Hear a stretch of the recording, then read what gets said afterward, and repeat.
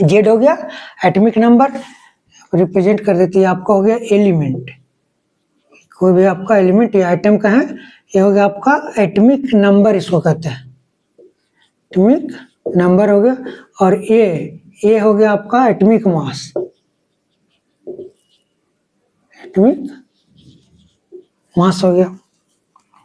अब जो number of protons होता है, नंबर ऑफ प्रोटॉन्स बराबर आपका होता है एटॉमिक नंबर, ठीक है।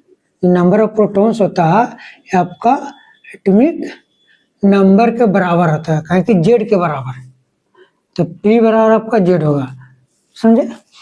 अब जो आपका न्यूट्रॉन्स होता है, लिखे कि नंबर ऑफ न्यूट्रॉन्स, तो जो आपका नंबर ऑफ न्यूट्रॉन्स होता है ये आपका atomic mass minus number of protons होते हैं, ये तो कहें कि atomic mass minus atomic number, यह होता है आपका नंबर ऑफ न्यूट्रॉन्स निकलता। तो एटॉमिक मास कितना हो गया, ए आपका नंबर ऑफ प्रोटॉन्स है, तो कहें कि आपका एटॉमिक नंबर आपका जेड, तो ए माइनस जेड, तो ए माइनस जेड बराबर आपका नंबर ऑफ न्यूट्रॉन्स हो गया, ठीक।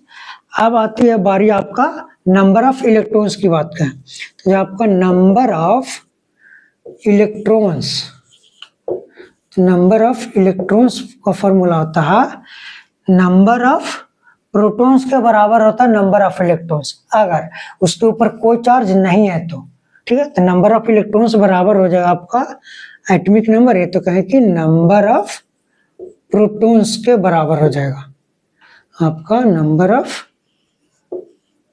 प्रोटॉन्स के बराबर होगा, या तो कहें कि जेड के बराबर होगा। कब होगा, if there are no any charge on atom या मोलिक्यूल या कंपाउंड, ठीक है। अगर उस एटम पर या उस एलिमेंट के ऊपर कोई चार्ज नहीं है तो नंबर ऑफ इलेक्ट्रॉन्स बराबर होता है सिंपली नंबर ऑफ प्रोटॉन्स हो जाते हैं।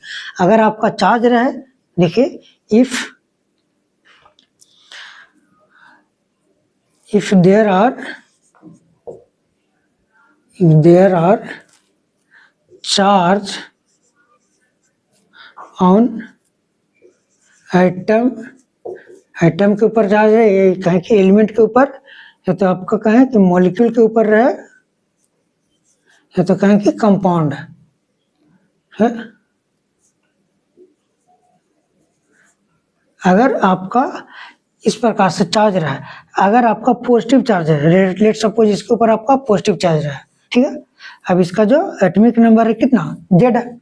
अब जितना पॉजिटिव चार्ज रहेगा उतना इलेक्ट्रॉन्स कम होता, तो यहाँ से आपका हो जाएगा कि नंबर ऑफ इलेक्ट्रॉन्स बराबर हो जाएगा आपका जेड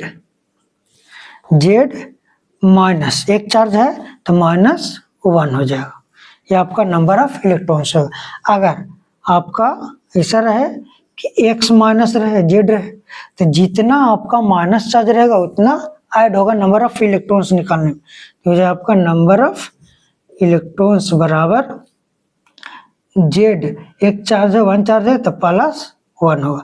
तो ये आपका फॉर्मूला हो गया प्रोटॉन्स और नंबर ऑफ इलेक्ट्रॉन्स और नंबर ऑफ न्यूट्रॉन्स निकालने का, ठीक।